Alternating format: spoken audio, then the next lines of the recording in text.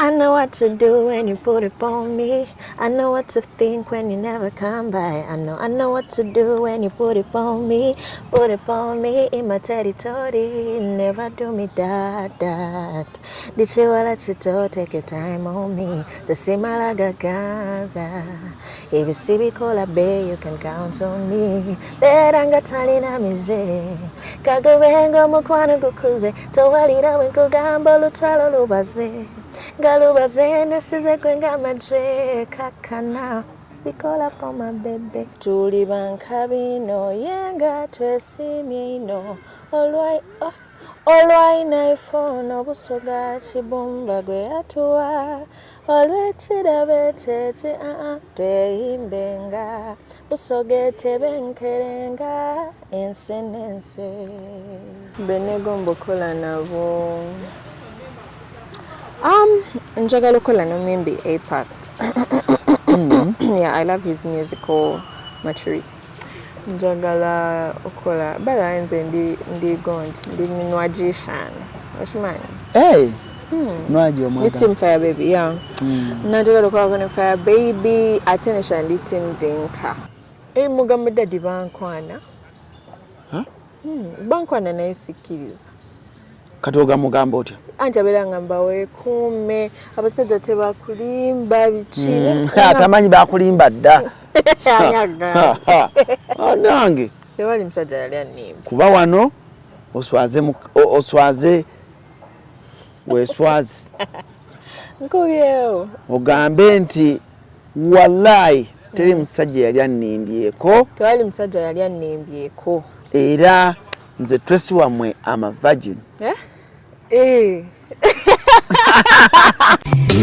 Nkwanjulira ekizimbe Future Heights ku Ntebe Road kuliko ekifo abaana we bazannyira ekiri munda giyite indoor kibayita Future Kids Paradise. Ekifo kiri safe ate kya mulembe nnyo era buli muzannyo gw'abaana mweguli. Kuliko Future Kids Corner, edduuka ly'engoye z'abaana omuli buli kalonda yenna omwana gwe yeetaaga okwambala okuva ng'akyali mu lubuto ow'olunaku olumu ayavula atengerera atambula okutuuka w'akulira taata ne maama basuubira okuzaala. Future Kids Corner ebintu by'erina sizoni eno birungi nnyo era buli mwana kye yeetaaga bakirina ate nga ku bbeeyi ensaamusaamu. Ekizimbe kino kiriko ne hotel gye bayita Future Hotel and Suites. Erina ruumu ez'omulembe nnyonjo ate ng'abakozi bafaayo nnyo. Abagole mujje mufune obulamu obupya ku Future Hotel. Tuli wano ku Entebbe Road. Bw'oba ova Kibuye tuli opposite Book House awali Zion Offices. Ate bw'oba ova Entebbe tuli Kibuye nga tonnatuuka ku mafuta ga Total. Kuba ku ssimu 0743 92 17 61 oba 0765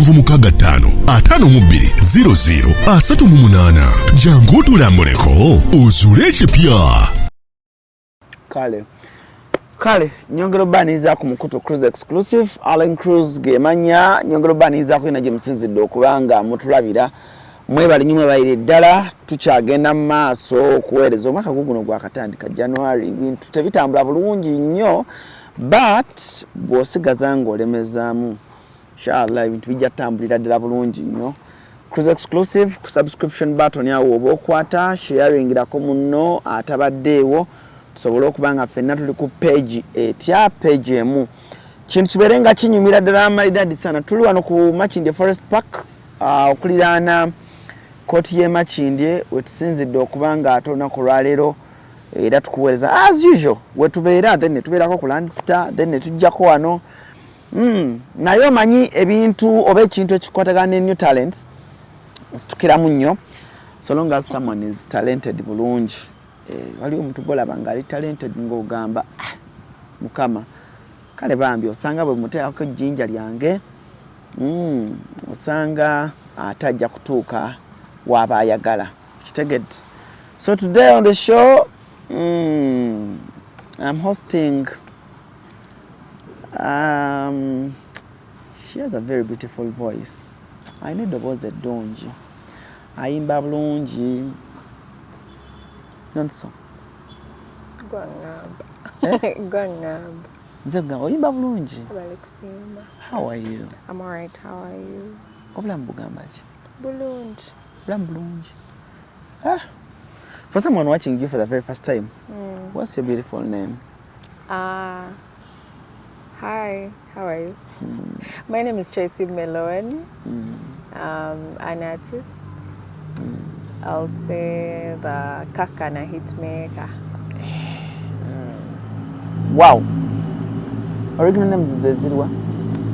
Mirembe Tracy. Remember Tracy? Before you came on camera, how do you speak in Lusoga? Yeah. And I was shocked. Why? No, because kale mbadde ebbanga limaze nga twogera mbadde simanyi nti you know Lusoga. I know Lusoga. I'm a Musoga. Hey, twogeremu. Tujje. Ate oyogera nnyo kuba olulwo olufu. Hey, iwe. Some of your words are really wrong. Ng'ebiriwa. Like most of your... Nze ndogera Olusoga olulimu ebirungo byonna. oyogera ku luno olutono aye nga ebigambo ebindi you get them from Luganda wabiza mu Lusoga nga tineebi. Otibwene? Iwe Olusoga olidi bulungi? Ndwidi. Mbu kyokkoba osobola okwogera Olusoga wansinga? Kusinga okwogera Olusoga 100%. Kiki osinziira ku kimuna? Nze ndi Musoga. I grew up in a home where we spoke Lusoga. Ate tuli Basoga waffe. Both my parents are Basoga. Sure. Bakuzaala wa? Iganga. Iganga town. Yeah, Iganga. Yeah, I'm an Iganga born. I think Magogo village. Iganga district, Magogo. Oli Musoga mwene? Yeah, ndi Musoga. Oli mwise ki? Mwise Mufumba. Obona? Ndi mwise Mufumba. Toyidi wogwa wene. Oli mwise ki? Ndi mwise Mufumba. Omuziro gwo guli ki? Omuziro gwo. What's that? I think Nedira nice chimanyi mu Lusoga. Giraffe. Naye nanga ontuma mu Luganda. ontuma giraffe yeki mu Luganda? Entulege? Entulege, yes. That's what I call Dida. Ekitegeeza wasomera ku Busoga? Be. I was born there, died here, Somedayo. I grew up in Kampala. I was raised. But Lusoga warega kubanga ewaka mwogera Lusoga? Yeah. Baba yogera Lusoga, mama yogera Lusoga? They communicate to you in Lusoga growing up? Yeah. But Oluganda waregera ku isomero? Ku isomero and also like neighbors around. Wow, Tracy. Soko la museku abantu mu Lusoga nze mpulire. Bala museku. Male nkuwe test eyindi. Lamusa ku bantu. Obona? So compare your line now. Obona? Njikole. Mbera simanyi na anti. Obona oli konkoba nti oyo Olusoga kunsi. Wamana ekyabagayita ne Victor Rose. Yeah. Mbabona ino ne Victor Rose. But me and Victor actually tetwamanya ntino we are Basoga until we met. I met him and then I realized I found out he was Musoga naye nali sikimanyi. So before we met, we were already friends, but we found out. Bala museku. Basoga banange, nsangaire ino okubabona, right? Yes. Nsangaire ino means man, atikati. No, it's okay. We were maiso. Oli communicating na Basoga bonka abali kubona abalutegeera. Basoga banange nsangaire ino okubabona kushare Alan Cruz amana gange. Ninze Mirembe Tracy. Era nga ndi mwembi. Mbenda ino. Butinga tukali kutandika. Awo wene yemba. Yemba. Nembechi. Oremba lwa Busoga. National anthem ya Gundi. Anthem ya Busoga. I'm going to sing like a few lines. It goes Tuli banka bino yenga twesimye ino olwo Busoga. No. Tujire kulala kale. I don't know the words. Okay. But I know. Njako yemba then I think when I yemba oida kufuna. Really? Okay. Tuli banka bino yenga twesimye ino Alright naifo no Busoga chibumba yatuwa olw'ekirabe ekyo teyendenga Busoga tebenkerenga ensenense abantu mwena mu Busoga mwidde twisanyenga tukulembere ise bantu nga n'omutwe gwaife male tufune omwoyo mwamufu tugonzaganinga enina ya Uganda etebenkere Buganda enina ya Uganda okay nzeri esoka jemman ayo kembye bulungi mwirobozi lyo ndikano nembere kwa kakasoka ngati ka interruptinze be nde iwe jama tuli bankamino nga tosimye ino olwai 94 no Busoga Kibumbe yatuwa tuje maisi tuli bankamino yenga tosimye ino olwai naife no Busoga kairem tuli bankabino yenga twesimye ino olwai naife no Busoga Kibumba gwe yatuwa olw'ekirabe kyeki tweyimbenga Busoga tebenkerenga ensenense aye nokola cover ya nankeyo idaku kandi ndaji nandikole idaku nkobera and producer that one producer you disturb a lot.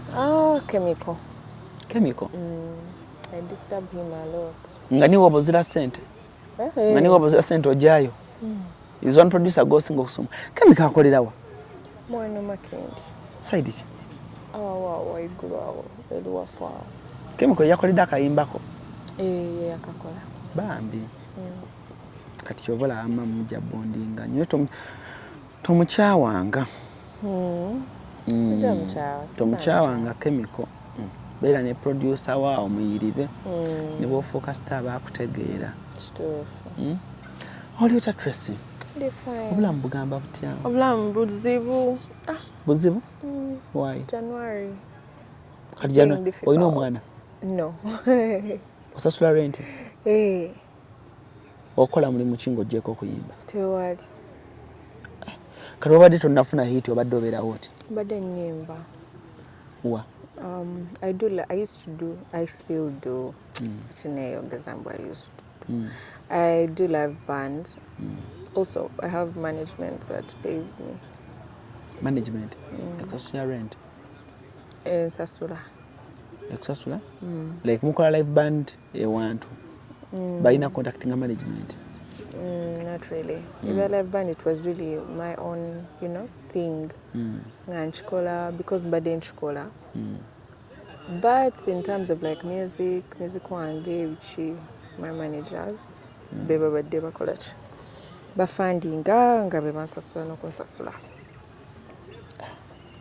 Life eri etyanga tonnakuba ng'omuyimbi tannafuna luyimba naye ng'ate kyawulya kyayagala okufuna mu ssente ze naye ng'ate emirimu emirala yawulya gimubowa. How is that life?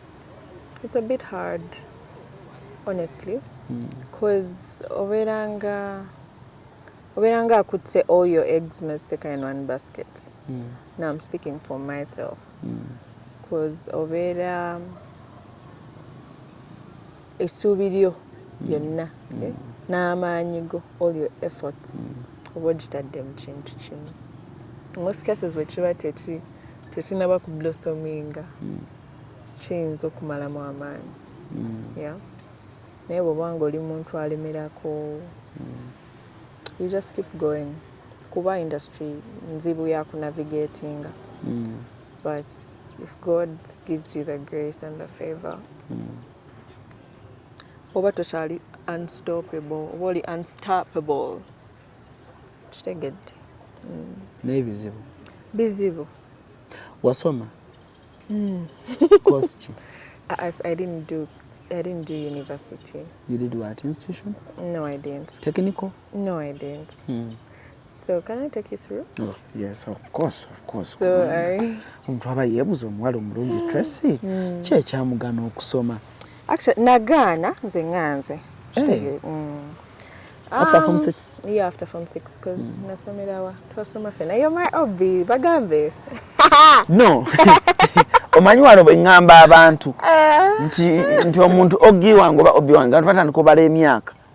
Like we studied in the same school. Tetwasoma around the same time. we're still old students from the same school. Same school, Clever's Origin. Clever's Origin, Sintale. Wamaya P7? Yeah. Sure. Yeah.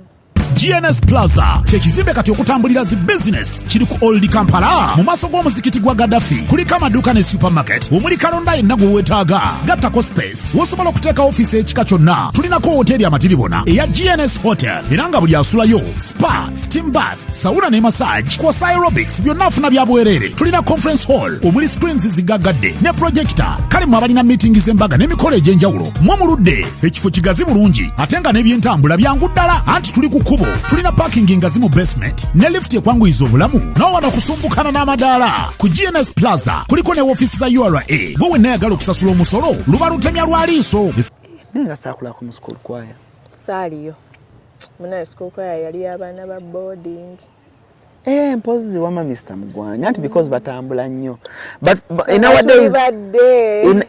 our days kubanze nali mu school choir ya Clever's Origin but in our days it was talent. It was talent and section tekyamataringanga. Tekamali mchali batono. Atwali batono. So twali nga bwobeera mudde nga mba mugenze late musula Mr. Mugwanya bwe mukoma wabadde. So kati kyanewunyisa nnyo kubanga you have such a big talent nga tewali mu school choir Clever's. Salim, I think that's the reason. Wali shy? No, I wasn't shy. Because nali nyimba, nga neimbia, I wanted to get noticed. Did Mr. Mugwanya recognize your voice? He didn't ever recognize it. He didn't. I'm not even blaming him. Nali mwana wadde atenga bana banja bali mu school choir bana ba boarding. But head teacher, Mr. Kajiri omumanyi? Mr. Kajiri. Yalinga tusomesa math. Yatukuba nnyo oyo. Naye wetalinga tusaba lunch hours ngabeera mbambi nga gwe tusaba naye mu classes. Kati Mr. Kajiri nga tugenda ne tuyimba nga tulinayo party ya praise and worship ne specials awo. Kati nga nze nyimba bambi Mr. Kajiri n'agamba nja kwogerako ne Mr. Mugwanya oyo mugambe kino yimba bulungi. And I was so excited. And oh my God, I'm going to finally be part of a school choir. It wasn't easy. Bambi. Should I be just mukama teyali tayagala nyimbe mu school choir? Twakusubwa. But it's all right. Because actually ndo zapoze nyimba zino ziba imbyo vile na nyimbe singa zona enkadde nzimanyi. Na featuring ako ne mu videos edda era nze ntwe mbye nkola bino mbiraba ninga nabikola dda. So yeah, whenever ku Clever's Origin nasomera ku Our Lady of Good Counsel Gayas senior 1 then nenvayo senior 2 nengende Lubiri SS nensomerayo paka senior 6. Mala senior 6 nentandika okusoma ku campus ku MUBS. But I think something happened along the way. What's that? And anyway anyway so I started studying nali ninakola leisure and hospitality management. But I was convinced by my parents nangamba tuchose program, let's change program. So we tried changing program, and apparently there was another girl eyali akola the same course nga tuine erinnya lyerimu. So when I applied for change of program, a guy gwenagenda, because you go and you just literally give your names and your what is it like a student's number or something. So when again that guy yakola change of program kumuk naye yeah, changing her for the other girl since we shared the name atenze na list chiman, because if I knew nandibadde a little bit more keen.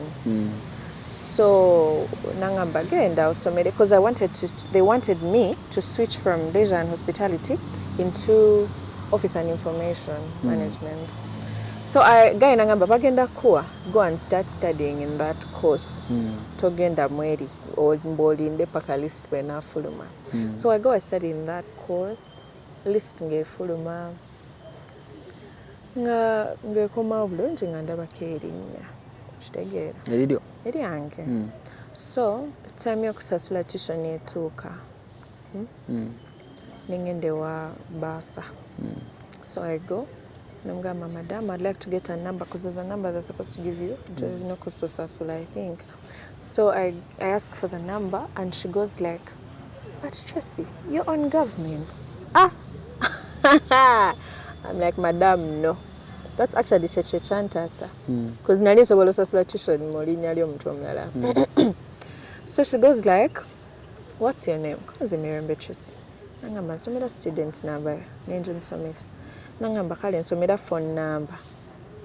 Nimsomera phone number. Jona cost of registering and it's totally different. Nangamba, what course did you change? What course were you doing? What are you doing right now? Jowali vam. Nangamba leisure and hospitality. Nagena kulist ya leisure and hospitality. Nangamba mkwana. Ochali yo mweli course yo. Apparently you applied for someone else. So I had to go through the trouble of finding that girl because nze nali sisomedde eri mweli course nagenderawo because the guy convinced me bajja kuwa chi. So oyo mwene yali ku government sponsorship. So I had to look for her. I found her. Luckily enough, she had the right to sue me. For being, you know, okuyisa amaso okukiisa amaso n'okumu sabira program endala. But there's an option of decline and accept. So she declines and that's it. Kati by that time, deadline nga yatuuka da list efulumye tewakyali change of program. Oba oyagala gumira woli, oba toyagala linda gundi eddako intake. So I go back home disappointed. But in the beginning, course units zetwalinga tukola zalinga zezimu, ze accounting, bichi. Those courses were, the course units were literally the same. Nga waliwo course unit team, echuka, majoring mweyo program. Nga olaba nti leisure and hospitality or accounting. Nga there's like a major thingy, a major course unit that made thingies in that program. So, nengende waka. Very disappointed. Nayenga, nali, I was a serious girl, by the way. Abasoma nange banjulira. Because nali, when I set my mind to something, I actually achieve it. I finish it. So I went nga soma. Pane nali nsoma. Alan.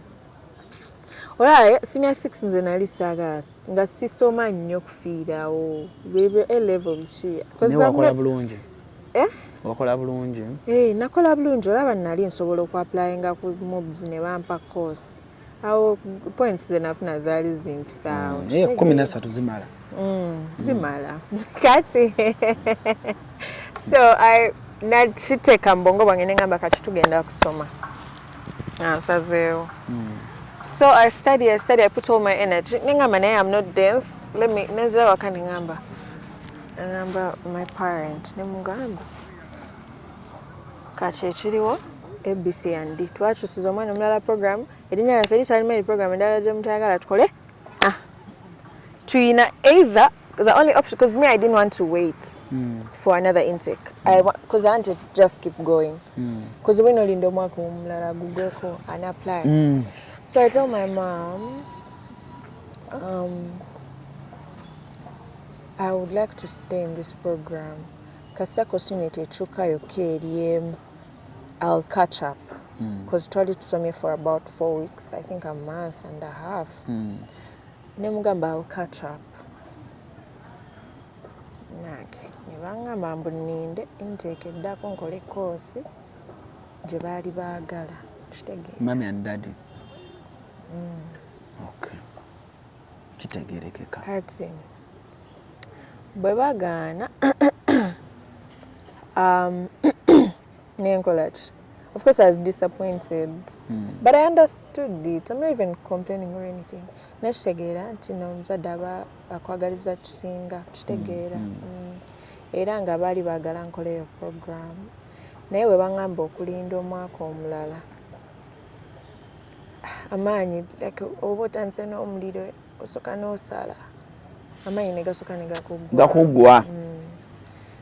But along the way nga tulinda Smile program eddako nensanga ka adverts ku Facebook ka Pearl of Africa Star Search nengenda munaye mu competition ogimanyi ogijjukira Pearl of Africa Star Search yali awo mu budde bwa covid yeah so ngenda tuyimba tutambudde ensi yonna ensi yaffe koze zineza Pearl of Africa nzijjukidde so twatambula nga abantu bali mu lockdown nga ffe tuli eyo Masape kati mwe abaali bayiseemu twayitamu nze nayitamu paka nali wakusatu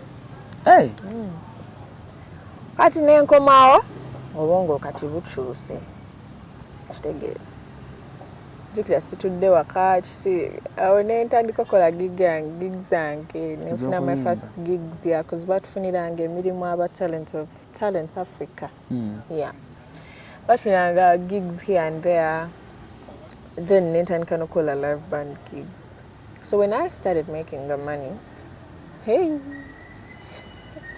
my mindset nenkomayo waka ngenda nenkola nenkomawo ewaka wa mami ne dadi ng'ogenda n'okoma ewaka wa mami ne dadi ng'abayimbi bannyuka leeti dadi saakula naye ng'abayimbi bannyuka leeti ng'okikwasaganya otya nga nnyinyuka nenkomawo nga bakugulira mami yakukkiriza teri talina kyakkola mukazi wattu yakkiriza Kikutwalira obudde bungi okwekolako naddala bw'otuuka ku kukola akasige teweeraliikirira Prem Touch Makeup Studio be bakugu mu kukola obusigo obuwangaazi mu bika eby'enjawulo okuli microblading nga kano kawangala okumalira ddala emyaka 3 microshading nga kano kawangala okumala emyaka 5 saako ne combination ya microblading ne microshading ku Prem Touch Makeup Studio tukola ne facial okendeeza amasavu okuggyako obusundo tattoo tukola permanent hair removal okosaako ne body waxing. Prem Touch Makeup Studio tusangibwa ku Ginger Road ku kizimbe kye Toban Center omwaliriro ogusooka Suite 51, 52 ne 53 nga wakava ku Food Hub. Okumanya ebisingawo kuba ku noti 755 536 697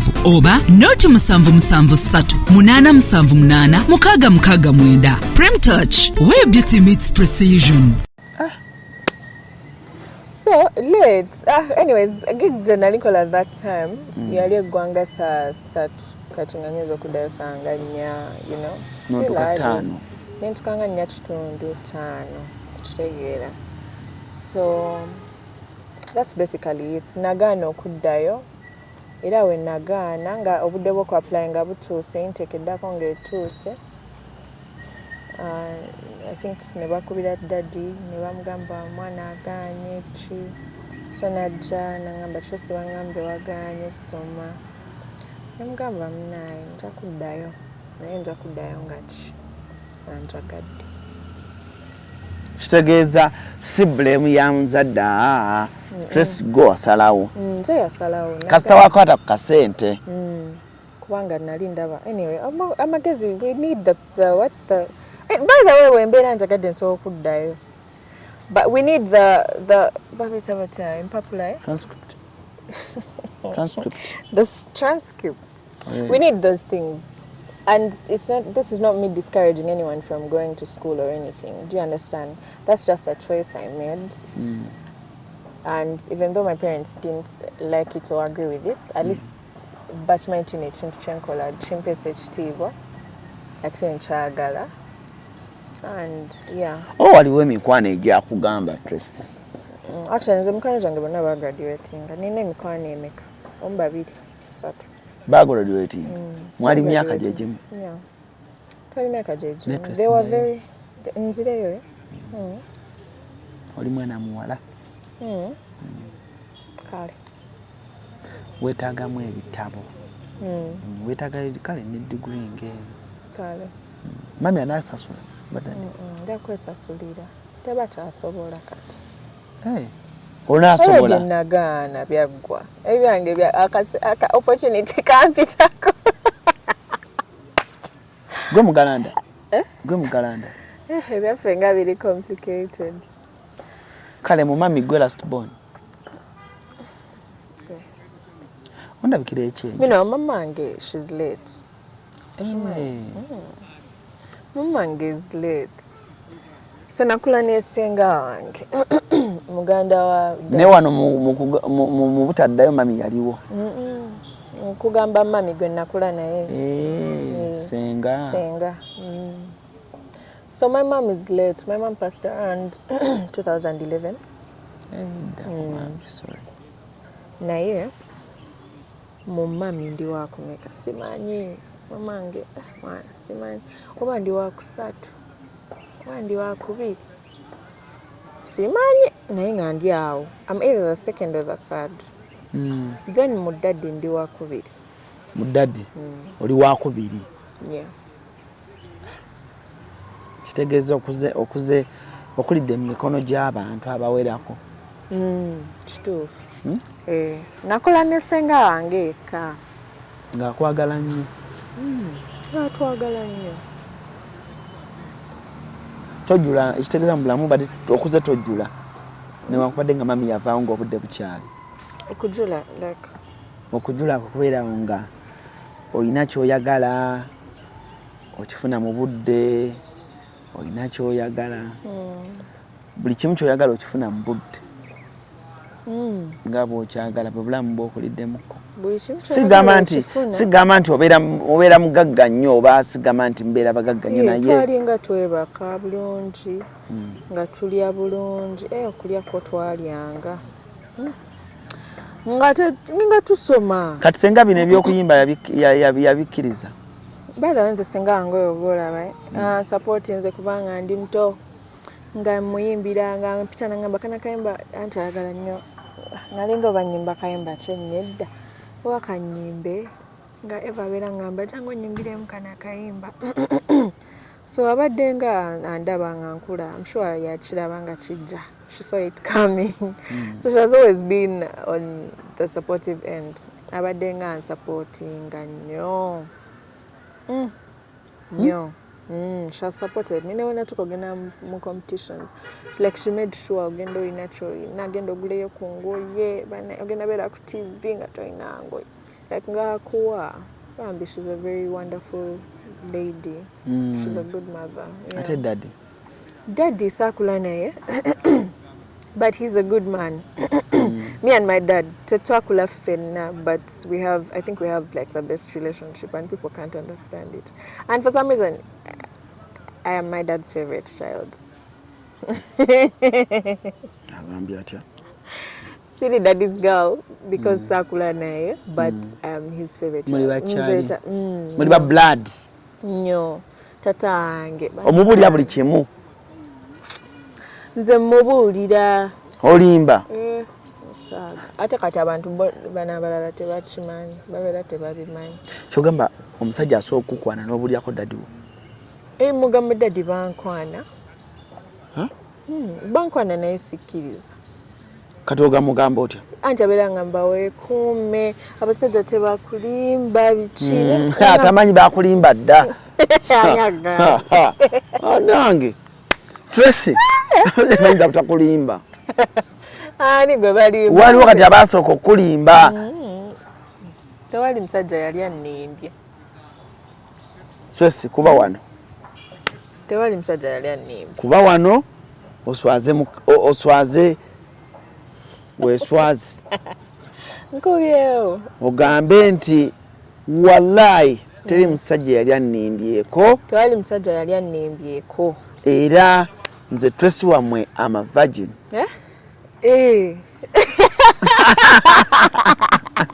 Iyera bono. By the way, Alan Dek. Tracy, ku myaka gino gy'oliko e Kampala asijja tebayinza kukuwa waazi.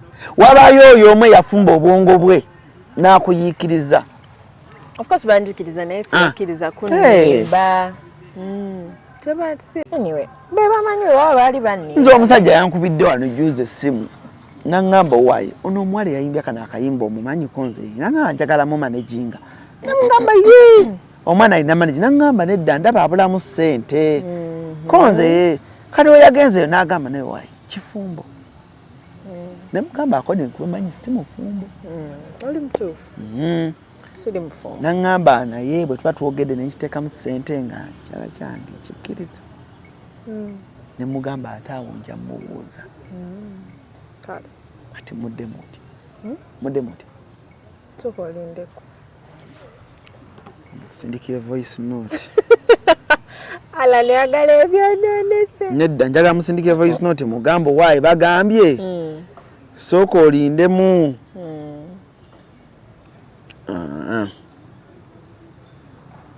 mugamba abireka asooka alindeko ngamba gwe nze mba nindako kati ye nati naye alinde kati ye mu voice note ki gwamanyi nze nkugambye ebyange nkugweko kati gwamanyi byotwala mu America naye tekako voice note eyo tulako tekako enki voice note kandabi olitiyaye alani ojja mutegeera nedda tekako ndabe leta ndabe ate kati we mutegeera kibi ego Tracy oli muyaye ojja gwa mu contacts zange waliyo omanye byenkwagaliza waliyo twakugeyeza wamba mungeya yambuzizza naye nga bwenkira mu video wano bwekiri ebyaddala masavu omusajja nedda olimba gwe I'm telling you amaniko nze teri wano muyimbi Kampala ng'ali mu age bracket eno nga muwala nga abasajja tebansumbuwa abamu diaspora era olyambuza ngamba waayi kino kitrese ekyayimbya kana akanyimba njaga kimanaginga konze kirina management nanga nedda njaga kiteekamu ssente kyongere okugira naye ate nganze lwa manager abuuza kiri masavu nga bwenkiraba wano konze kati abo nabo balope waddadi ngira ngenda mugamba olooza ndwawo ne kati mukubi n'omugamba ki nga muddadi wantawanya naye teweralikira see that's not even the point I'm tatange mugamba simugamba muno mulopera kitegeera but we talk about things kati omugamba otya we talk about things asooka nkubira ne twogera ne mugamba daddy kozabera nga mama nange nkusabira mikisa wekuume ekyo akikuliriza nagamba wekuuma nenga gwagamba okwekuuma wekuuma dda kitegeera you're not seeing anyone me I'm not Tracy you're not seeing anyone I'm not seeing anybody if you claim you're mine I'm yours jangu mukamera ogambe mbuno you don't have a boyfriend I don't have a boyfriend toyina mwana I don't have a baby wesasulira renti wo oli mukazigoko weyombekedde awo nakyeyombekea bannange kitegeeza kyekyo ekigambo nkiwulira naye simanyi kyekitegeeza ye mukazi ali mu kazigo talina akagamba yesasulira buli kimu ali omwo talina musajja talina ki ebyabasajja yabivaako ali awo nze ebyabasajja saabivaako obiriko but at the same time I'm not seeing anybody but obiriko biriko tewali omukazi ateetaga abakusumbuwasumbuwa bo weebali abansumbuwa mwinbox kyebali ya bano banjagala tugende ku ddina babaayo bangi bambi katukomewo katono nnyo tugende twongere okunyumyamu ne Tracy naye maama Esi mukasya kano kankwanjulye mami Gadgets abakola emiramu education Gadgets zonna mu Uganda balina tablets z'abaana zonna mu bikanga Samsung, Apple, Origimo, ate nga balina ne sina keyboard. Balina ebimotoka by'abaana, ebimundu, essaawa, bags z'abaana, bottles, container ng'ogasseko ne building blocks. Balina headsets z'abaana, balina smart watch zonna ate nga ziri original, balina wireless charger, ate nga basisinkanibwa wali ku Pioneer Mall, edduka li PA11, ate ng'osobola bakubira ku 0703-69-69-04. Gambye ekikwasagana ne educational gadgets zonna olina kwekwata Mami Gadgets kubanga yasinga. Wano ku Hasi Beauty Parlor tuli bakafulu mu kulabirira n'okuyoyota ensusu. Tukola facial ne tukupepeta ka face ne kawewera nga aka baby. Tusiba n'okola enviiri mu buli musono, songa mu kukola pedicure ne manicure tuwekansa. Tusala enviiri mu buli musono. Ate bwe kituuka mu kukola makeup tetumanyiyo mulala. Tuli muyenga ku Tank Hill Road okulira na Italian Supermarket mu basement. Essimu tuli ku noti 72 682 953. Teweerabira, saluni egenda okujjayo bulungi bwo n'ekitiibwa kyo ye Hasi Beauty Parlor, a world of beauty. So kale tukyeyongerayo ne programu yaffe as usual. Tuli ne Tracy Melon. Tracy, oyinayo ni Barrow Gospel? Sirina. Oyina nyimba mmeka? Ne nyimba mmeka? 19. Is it out? Tracy, always nyimba omwenda. Nanti nafulumyako EP yawo last year but one mu November 2023.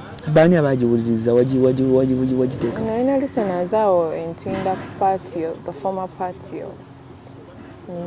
Bantu bajja? Yeah, bantu bajja bambi. Bali bantu. Management yo bagita batya? Troy. Troy. Troy simwe muno nalaba Ivo official. They have a dance. Yeah, they have a dance thingy.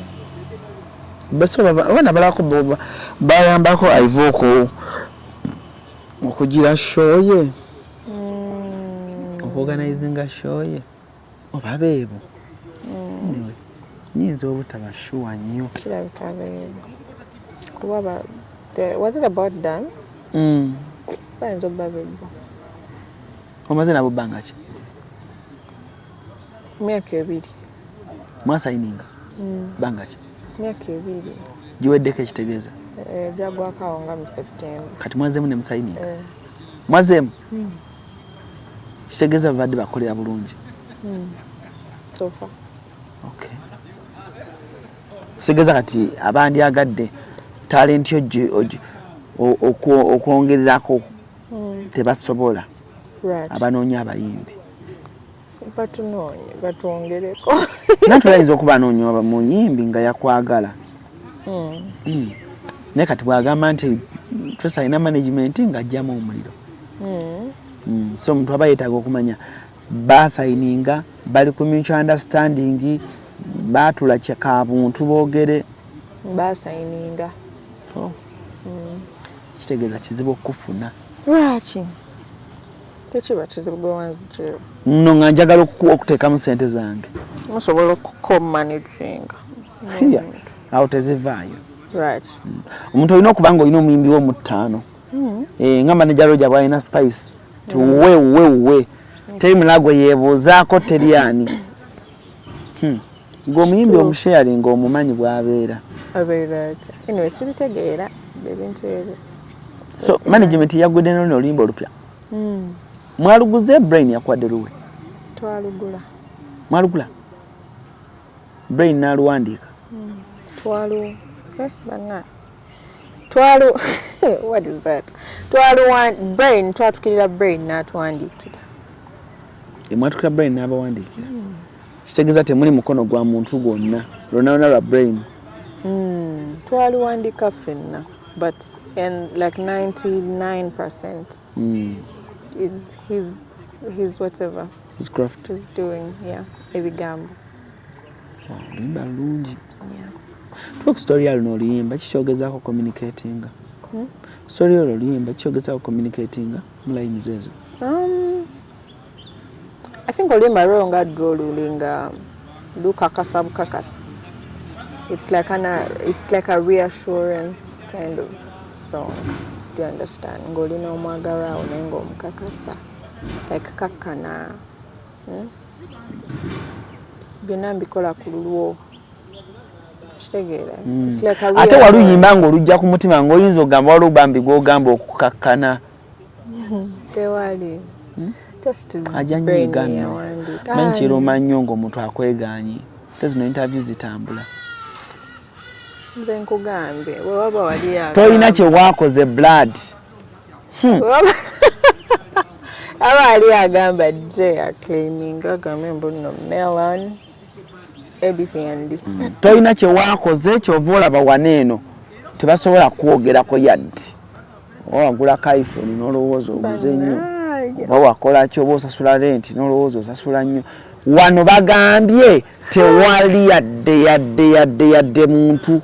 Buli kimu Meloni akyekolera akyetuusaako yeesasula renti we yeekolera buli kimu. Kati gwagamba tikiki ate toddayo n'omugamba nti oyo Alan Cruz bw'atyo bw'ayogera ebintu bye. Taliyo ne gwe ŋŋamba. Sikulimba ate kati nkulimbe tali. Mimi kyasinga okuyimbira e Kampala wano. Irene Namubiro. Bannange. Ate naye akimanyi. Mwogera? Tetwogera naye twayogera. Ku Instagram? In person. Wamusanga? N'asanyuka? Actually waliwo interview yange gye namwogerako bantu. Nanoonya. Irene ayimba bulungi. Meetinga. Irene ayimba bulungi. Mama. Kayimba kyakalina akusobola okunyumira. Mpulira. Keeko. Omuliro. Naye nze olima lwa Irene olusinga okunyumira bannange simanyi naye akayimba ke bayita nja kunobala omwami wange. But I love that song. Really? I love it. Omanyi okayimba? Njaga nkagalako mu ddoboozi lyo. Suppose katandika katya? Tururuntunturu tururuntunturu okomawo matumbi budde mwami wange.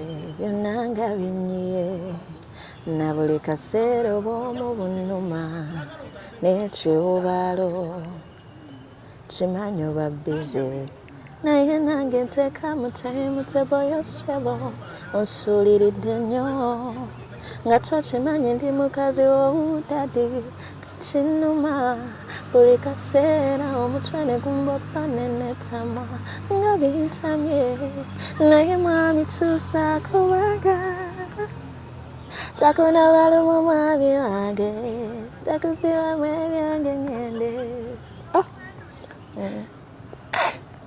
Oyimba bulungi. Melody waliwa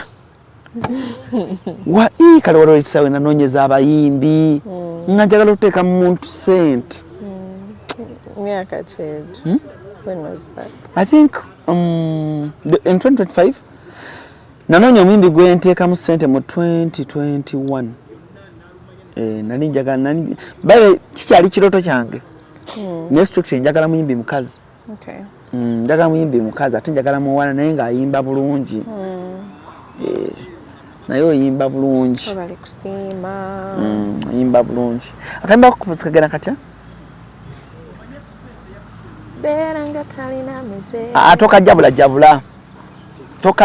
Tojabula. Hiti tojibagijabula bwe batyo Melody. Jabudde ntya. Nga talina. Gweyagala duyimba mangu. Lyolimba lugenda mpola. Gamba bugambi gweyagala oluwulire nga lugenda mpola. Beera nga talina mize. Yadde nga n'abasajja. Oyagala nalwo ndikuyimbire. Yadde nga n'abasajja. Alani. Kale kakuyimbire. Nati oyimbira nze. Melody oyimbira nze. Toyimbira bali. Sing for me. Ndako ndeko olukusiza aba Hanks. Teyimba. Oh God. Gwe.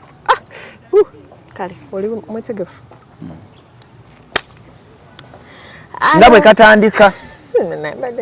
Linda kati malozi looks zibadde zigenze. Kati mbona nosoka nenzisaka ezabahanga. Olinga yagala okwebaka. Abanga batulanga gwe. Katuyimba. Kale.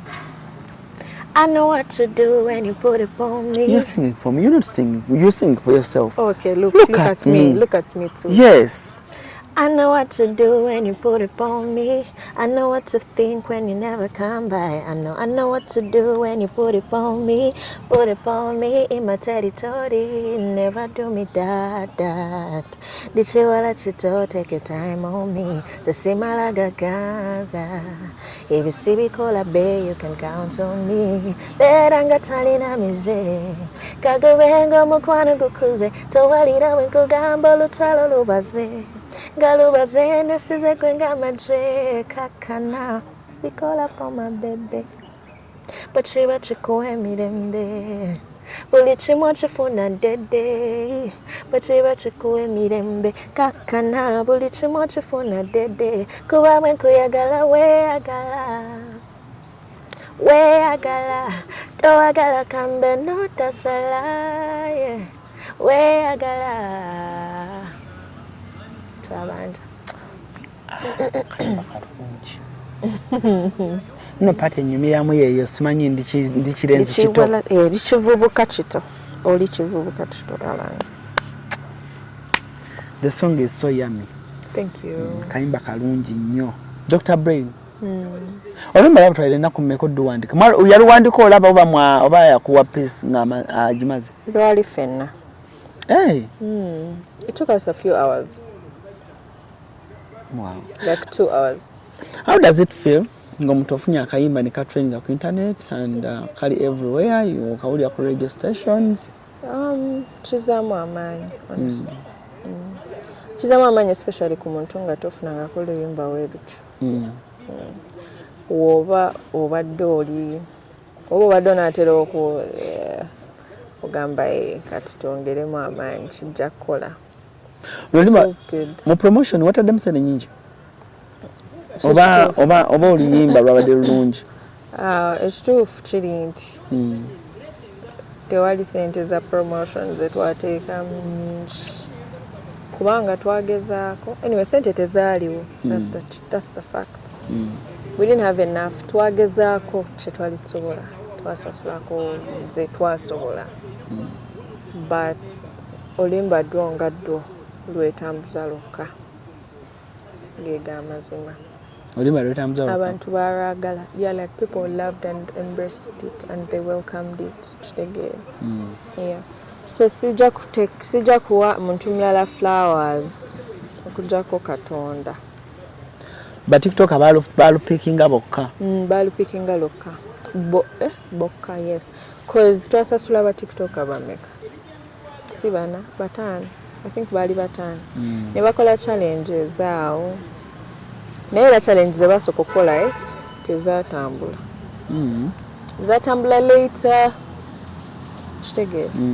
Ng'abantu balutegeera, but tewaliwo hope. In the first 5 days of release, there was no hope. Just, I don't know, Mukama ngeri gye yakikolamu naye nagenda olaba nga kayimba katambula. Yeah. Kubanga abantu abasinga baali bankubiranga bambuza no TikTok awamadde sente nga kukoledde challenge nyingi. Like nga bakola challenge, nagamba sinanze gwe nadde sente. That means they appreciated the song. Yeah. And they didn't even have to get paid to do challenges. Banji, wanta, banat. Wanta yatigisolimba ngezo gamba. Anyway, bebaza mbagala. I appreciate them so Have you tried okulako kwabo? Naddala ng'oti wamuwa sente n'akola challenge. N'omukubirako n'omugamba n'omu-inbox n'omugamba thank you. Yeah, I do actually. By inboxinga. Mbagamba thank you so much. Nebangamba tukwagaliza kisinga. It's your biggest song? Yeah, it's my biggest song. Luyina views meka ku YouTube so far? I think Lugenda was 300k. Luyinza balinga mu 270 something. Yeah. Lugenda weza akakadde. Amina. Lujja kaweza. Kati olina olulala ogenda okutuwa mu bbanga ki?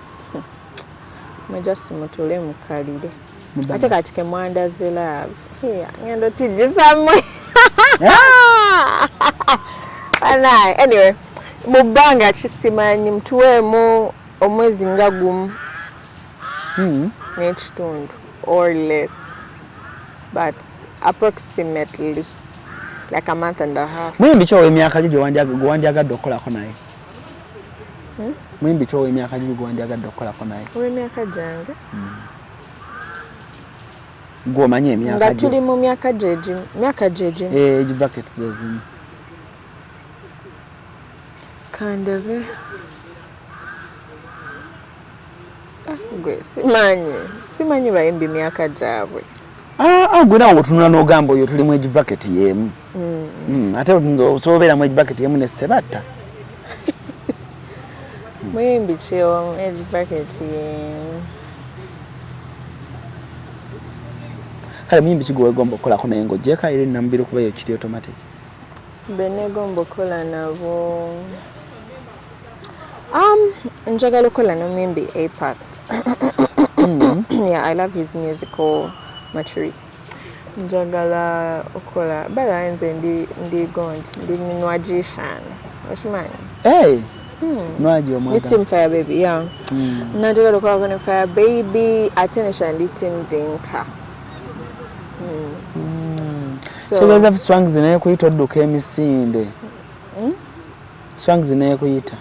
Then nenjagala n'okukolako n'ekitaka. Kinyimbira bulungi ekyo. Swang ojagala nnyo. Just nedda abayimbi baabwe bayimba bulungi. N'abalala bayimba bulungi. Naye nga really I go hard on those two female artists. Yeah. Then Basajja, I think I love so much okukola ne Waiki Benda ne A-Pass. N'abalala bonna njagala. If you're given a chance among our Ugandan rappers, which rapper would you choose? GNL. Fik Fameka. Yeah. Fik Fameka was smiling. Yeah, he's good. No mlala Gwendoza who is really good. I think Fefe Busi is good. I think Benny Ganta rapper. Si rapper. But I think Fefe Busi is good. I would Laka kusumero mawulizanga nnyo Benny Ganta. Bonna. No, nsanze nnyo abaana ba high school, aba. Pozi high school wagimala mwaka ki? Sigenda kugamba. Naye nga ba obi bange bamanyire nagimala. Kale, bita biriiko abijja. Pozi wakati tututuyo kamera wamala mwaka ki? Namala, gwekyobamanya namala. Era ojja kulaba olaba no video nabo kyade ojja kulaba nga beeretamu. Kati Tracy toweze yadde emyaka 28. Kye kikutisa okugera emyaka gy'emito. Sigenda jogera ate bayo ensonga lwaki sigenda kugera mu myaka gyange. Is because waliwo gundi etansikiriza jogera. Waliwo ogundi ekitansikiriza jogera. Waliwo ekiriwo ensonga lwaki saajogera. Waliwo omulimu ogutansikiriza kwogera myaka. Naye nze sitya kwogera myaka. Era by the way abantu benasoma nabo benamala nabo senior 6. Just mujjaawo mu comment mwogere. Mu 2020? Mu 2020? 2020. Number. Bwamala nawo senior 6 mu 2020? Nedda 2020 nawe juzi one. Bajja kwogera bajja giteekawo emyaka gye namala. Pozi Power of Africa biki yali yaddi? Wagala kumbala 2021. Kati musaleeko emyaka ng'ebiri awo. Either 2018 or 2019. Awo wavira mu senior 6. Kubanga waŋŋambye wali eri banno bagraduatinga. Kati emyaka gyegyo. Kale. Toyina kyogedde. Sikuwakanya, sirina kyempakanya. Just nkulese. Ize. Kale Nga tumaliriza what's new chichiddako? Music just ngenda kuba I'm going to release a song shortly in about a month and a half. Ngenda kuba ntolo imbango rokubiri. Single? Yes, it's going to be a single. Bambi mbebaza mwebale kunkolera challenge. Mwebale kunjagala. Bangambye Christmas season wabadde overbooked. Actually, sinaba kufuna bookings nyingi, by the way. Chokanchi kugambe. There were bookings, but I believe we're growing steady and gradual. Yeah. So I appreciate mwebale kumpagira, mwebale kunjagala. Kati omuntu akwagala okumuyimbirako. Toyina namba ya simu gy'omuwa? Kanjimuwe. Gwagikwata? Nedda. Waliwo guy manager agikwata. Yagikwata? Kati bwagikwata amwana ayogera akasobola okutuwa ne twogera naawe? Mwogera naye. Gwe tetukuwulizaako? Nze mundabye wano wendi. Enamba eri. Maama wateekamu oba protector biki simanyi. Omuntu obeera eno olaba nzikiza. Oyagala kulaba ki? Nsome enamba. Abagala okumbuukinga. Enamba yaffe eri 0755 352 053. In English, it's 0755 352 053. Kati kolaba oti? Ate ani ali kusukuwa olupepa yo? Mbadde ndabye omusajja. Naye omusajja aleka ali kweri eri ng'omaze okugulawo.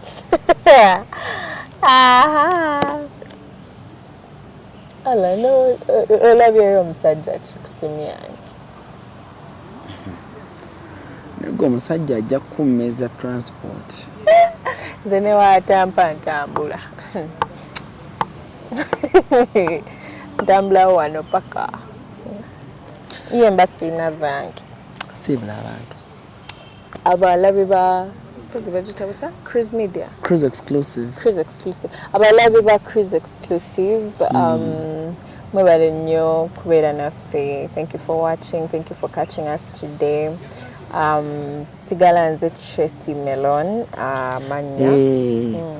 Osobola okunsanga ku Instagram. Pozo ina ne WhatsApp group gy'okuŋŋanyiza mba Tracy Melons. Jeri. Instagram Tracy Melon odumkunzi takumulama. Facebook Tracy Melon, TikTok Tracy Melon, Twitter Melon Tracy 256, YouTube Tracy Melon. Mugenda streaming music tuina mungi, nyimba zile nyingi, ate nyimba nungi. Lwaki obeere wakane webwana otawuliriza nyimba za Tracy Melon? I don't know. Je ziri ku Spotify wonna? Yonna ku Spotify everywhere. Spotify unolimba lwakafuna streams zimeka? Let me check. Tibuli kimu kifuna ddedde wekiba kikuwa emirembe. Kuba bwe nkuyagala weeyagala weeyagala towagala kambe notasala. Mwana ayimba bulungi bambi.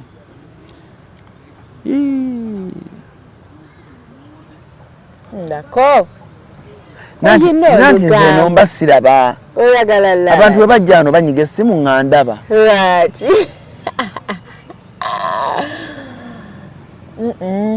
Ndi mu kukeberera ate olingiza. Ati nze kannerabireko. Ate Spotify etali nti munnange waliyo nudizi. Kakana. Nedda. Ndada ndikusoma lindako. Naye ala. Nero ninze sagala bigambe. Njagala nerabire. Olingiza mugundiza abalala. Ndi mukufuna no reports nkugambe ebituufu. Ejjabuzi. Ndi mu downloading a report ya. Okay, kale saga kusuka kwa olunaku olwaleero. But for now, have a blessed day. So bulungi mwera.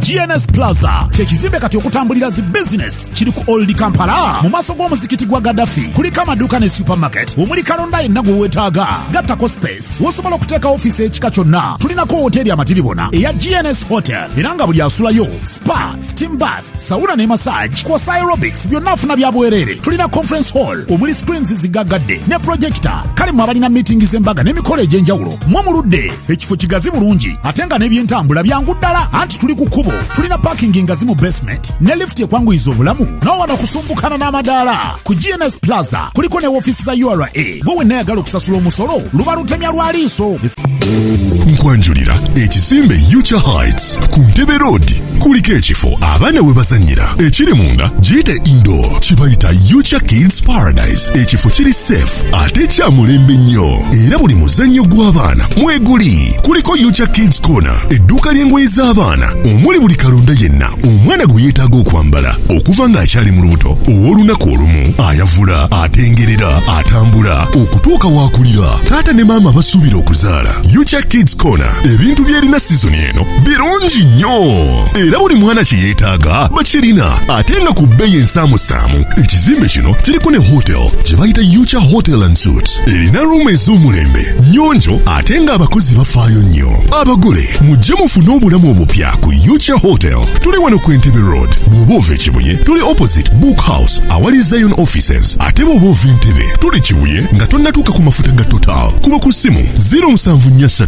92 17 61 oba 0765 52 00 38 jangu otulambuleko ozuule ekipya. Esimu kasiakano kankwanjulye mami gadgets abakola emiramu education gadgets zonna mu Uganda balina tablets z'abaana zonna mu bikanga syamusanga Apple Origimo ate nga balina n'esina keyboard balina ebimotoka by'abaana ebimundu essaawa bags z'abaana bottles container ng'ogasseko ne building blocks balina headsets z'abaana balina smart watch zonna ate nga ziri Origino balina wireless charger ate nga basisinkanibwa wali ku Pioneer Mall edduuka li PA11 ate ng'osobola bakubira ku 0703 69 69 04 gambye ekikwasagana education gadgets zonna oyina kwekwata mami gadgets kubanga yasinga.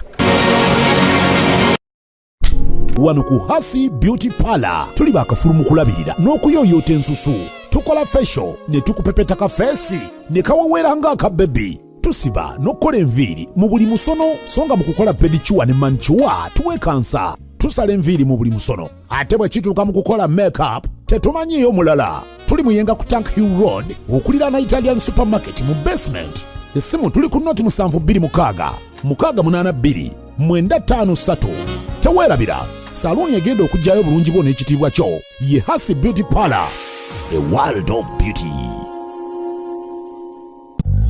Kikutwalira obudde bungi okwekolako naddala bw'otuuka ku kukola akasige teweeraliikirira Prem Touch Makeup Studio be bakugu mu kukola obusigo obuwangaazi mu bika eby'enjawulo okuli microblading nga kano kawangala okumalira ddala emyaka 3 microshading nga kano kawangala okumala emyaka 5 saako ne combination ya microblading ne microshading ku Prem Touch Makeup Studio tukola ne facial okendeeza amasavu okuggyako obusundo tattoo tukola permanent hair removal okosaako ne body waxing. Prem Touch Makeup Studio tusangibwa ku Ginger Road ku kizimbe kye Toban Center omwaliriro ogusooka Suite 51, 52 ne 53 nga wakava ku Food Hub. Okumanya ebisingawo kuba ku noti 755 536 697 oba noti 773 878 669. Prem Touch, where beauty meets precision.